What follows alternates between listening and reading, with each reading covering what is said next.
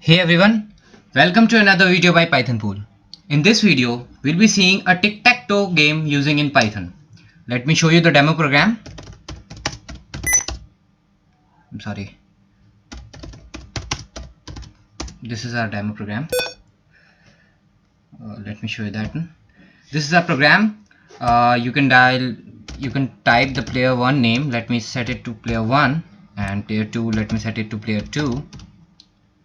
And you can play this game, and once a player wins, it says that this player wins, and if you click the button twice, like you see once again, if you click this button twice, I've clicked this button, and if you click once again, it says button already clicked. Okay, so this type of game we'll be designing today, and we'll be using tkinter for GUI. So that's our only module for today. So let me code one file. Let me name it as test.py, and let's import every of the modules. That's it. That's tkinter only. So let's import that one. Import tkinter as tk. After tkinter, and from tkinter import star, and we'll be also like to import message box from tkinter for giving user the message. So import message box too. And once we are done with the importing, let's create the interpreter instance. Root equals to tk.tk, and let's terminate this instance. Root.main loop. So we'll be giving title to our application, of course. So let's set the title, root.title. Let's give it tic tac and toe. That's it. We'll be creating all our widgets in a function named as create widgets. So let's call this function here, and let's define the function right away here. Def create widgets. And what we want two labels for player 1 and player 2, 2 entry points and 9 buttons. So let's create first label. Let me call it as label 1. It is a label, of course. And label to where? Label to root. Should have a text. Let me set it as player 1. And after text should have a font, of course. So font, let me give the font as Times, and size should be 20, and it should be bold. Okay, after font, let me give the background color. It should be white, and foreground color should be black. So let me give the foreground color, that should be black. Okay, and after that, let me give the height to this label. Let me give height as 1 and width as 8. So let me give the width as 8. And after that, let me place this label. So let's place this label, label 1 dot grid. Let me place it in first row and 0th column. That's it from this label. Let me create the entry point for this label. Let me name it as player 1 name. Should be an entry point, of course. Entry to root. Should have a text variable for storing the name. Let me give it as p1. Okay, and should have a bd should be 5. After that, let's place this player 1 entry point, player 1 name dot grid. Let me save it in the same row but in the next column. So column should be 1. Let's hit save. And after that, we'll be requiring another label with the same entry point, of course, and we'll be defining this p1. So let's define it here. Let me give p1 as string var. It's a string var type. Okay, and of course, let me copy this one. Let me paste it here. Let me change it. And this should be black player 2. It should be same as it is, and this should be player 2 name, player 2 name, and text variable should be p2. Let's define it also just as this, p2 should also be string var, not string var1 but string var. And when we hit save, let's see how our window looks like. Let me run the program. Python test.py. okay, why is it giving strange output? Let me see. Okay, we didn't change this grid. It should be in row 2 column 0 and row 2 column 1. Let's hit save. Let's run the program once again. It is as perfect as it could be. Now we need only 9 buttons. So let me create first button and I'll copy it and place it accordingly. So let me create first button, button 1. What it needs, first of all, it is a button. So it is a button. It needs button to where, button to root. It should have a text. Let me have it blank because we would insert the text, that is X or O for our game. So we don't want any text in this button. Okay, and I'll also give the font. Font will be the same as I said earlier, that is Times, size 20 and a bold. And after font, let me give the background color. Background color, let me set it as gray background color, and foreground should be white. Foreground should be white. And after white foreground, I want to set the height and width, and let me set the height let me say 4 and width let me say 8. And after that, a command to the button. Let me leave it blank right now because we don't have any function for this command, and let me place this button. Button 1 dot grid, it should be in the next row, so direction row should be 3 and column should be 0. And of course I want column span for this grid, so it would not alter our style. So I'll give the column span as 4. Let me give the column span as 4 to this entry also, and it's this entry of course. Column span, it should be 4. Let's hit save. Now I'll copy this button and paste 9 buttons and adjust them accordingly. Okay, I have placed all the buttons accordingly, and I have declared all the button as global button because we'll be using in different function for a different feature. So I'll prefer declaring it as global so we can easily refer it in any function. And now let's give the command what would happen when user clicks this button. So I'll be creating one function. I'll name this function as click button, and this will decide what will happen when user clicks any button. So let me define that function right away. Let me name it as click button or button click, anything. It will accept the button. So we'll be using 9 buttons, and 9 buttons would be clicked simultaneously. So we'll be using same command for the all 9 buttons. So we'll be giving command as lambda, and we will be passing the button which button should be clicked as a parameter and which should be received here. So let me call it as buttons. And when we declared these buttons, we need to set this button as type, which should be string var. So button should be string var. Okay, that's it. Now let's define the function. What would happen when any user clicks this function, calls this function? So what would happen? First of all, it would take some things like button click. Button click is a boolean variable which is either true or false, that once user clicks the button it is true, and once user releases the button, once user clicks another button, the previous button should be false. Okay, so we'll be defining this boolean variable here. Let me create bclick. Let me define it as true initially. It should be true initially. Okay, so button should be true initially. So let me call this here.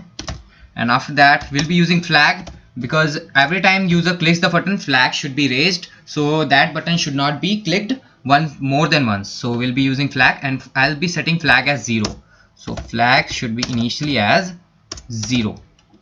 We'll be using flag there. So every time I'll be raising the flag, and we want PA. PA would contain the message that player 1 wins, and we want PB. it should contain the message that player 2 wins. That's all we want. Okay, so this PA and PB should be defined as string var because they contains the message. So let me define it right away.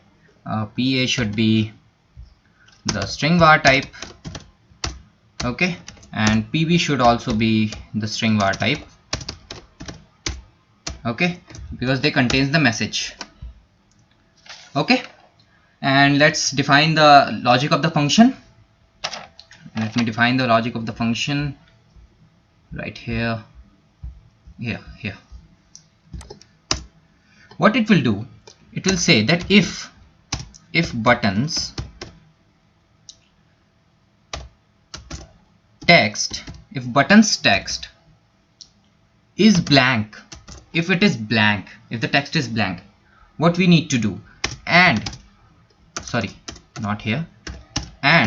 button click is true.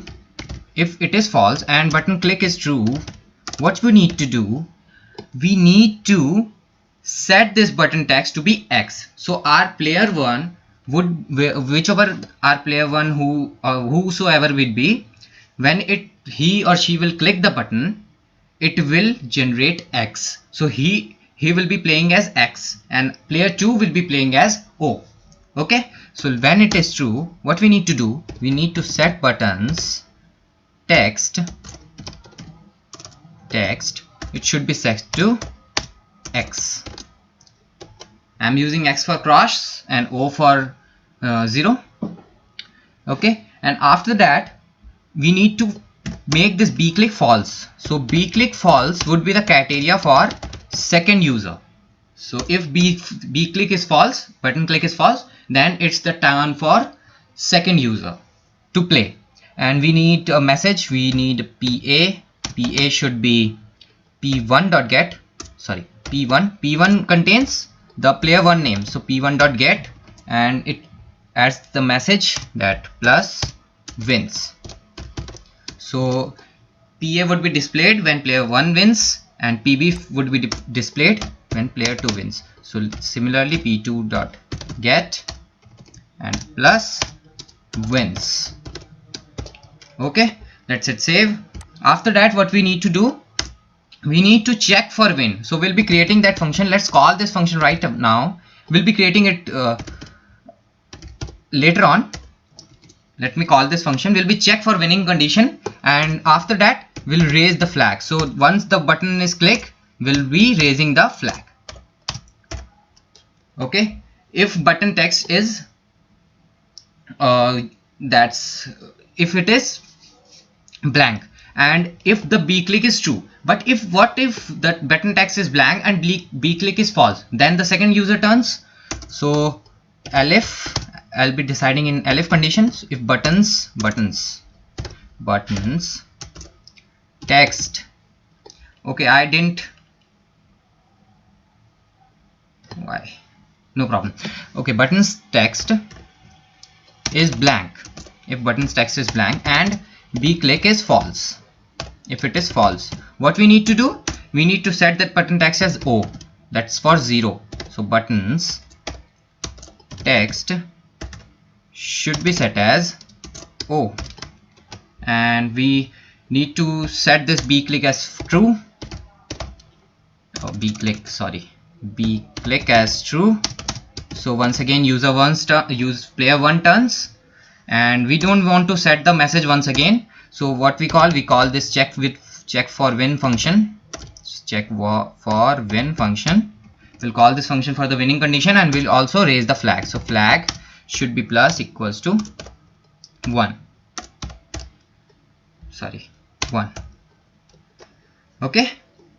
Okay, so this checks for player 1 and player 2 conditions, right? But if the button is already clicked, so what should we display as the message? So we'll be deciding in that we'll be deciding in else condition.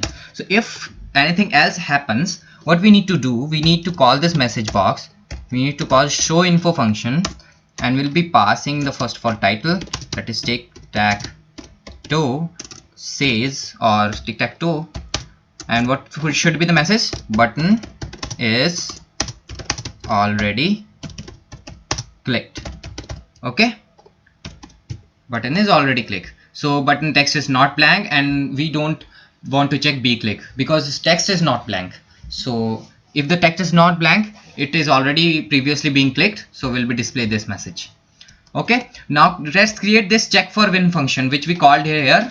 Let's create that function which will check for winning conditions. And what will be the winning condition? Whether the X should be in the 1 2 3 button, or 4 5 6 button, or 7 8 9, or diagonally 1 5 9 3 5 7, or vertically 1 4 7 2 5 8 3 6 9. If these are the conditions matching with the same variable, same X or 0 with the same text, if these condition matches, then the respective player wins. Otherwise, we'll check for another winning condition. If that satisfies, then those respective player wins, and if both doesn't satisfied, then the game is tie. Okay, so let's create that function right away. Let me call that function as check for win, which I just called here, check for win.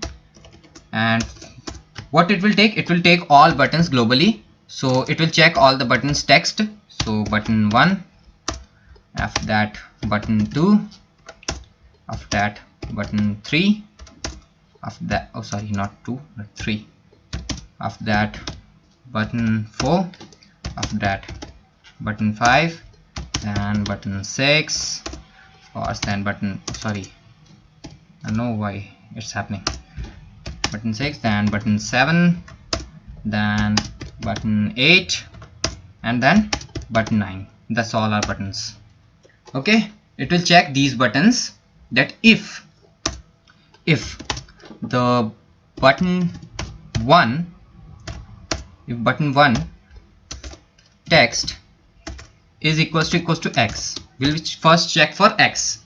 If this, and button 2 also, button 2 text is also equals to X, and button 3 is text also equals to X, button 3 text is also equals to X, then what should you do? Then player with X would be the winning player. So it is the first condition, but it is not the only condition. This is one of the conditions, one of the winning conditions. So we'll be using OR for the next condition. OR button 1 2 3 done, 4 text, button 4 text is equals to X, sorry, X, and button 5 text is equals to X, and 6, and button 6 text equals to X.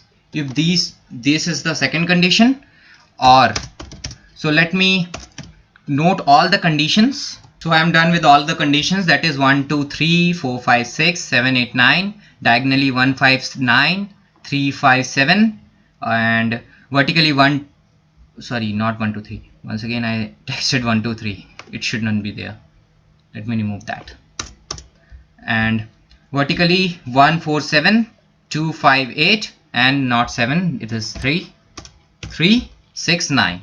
So these are only the possible condition for X, for winning possible condition X. Then what we need to do, we need to call one more function which will disable all the buttons. I'll be defining that function right away after this function. So I'll just call it here disable buttons.